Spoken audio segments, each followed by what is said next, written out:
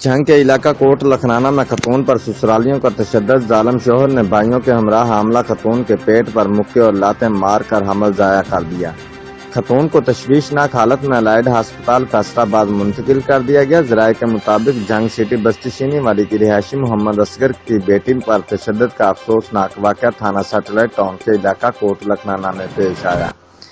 جہاں پر خامد اور اس کے بھائیوں کی جانب سے حاملہ خاتون کے گلے میں دوپٹہ ڈال کر قتل کرنے کی کوشش کی گئی اور شدید تشدد کا نشانہ بنایا گیا، جس پر اس کا حمل ضائع ہو گیا اور متاثرہ خاتون 24 گھنٹے گزرنے کے بعد بھی ہوش میں نہ آ سکی۔ میڈیکل رپورٹ میں حمل گرائے جانے سمیت تشدد کی تصدیق کر دی گئی ہے۔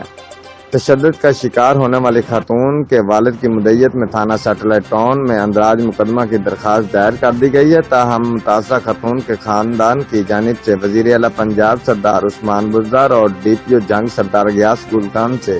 انصاف کی اپیل کی ہے۔ رپورٹ چودھری عمر حیات، جیو ایکسپریس نیوز، جھنگ۔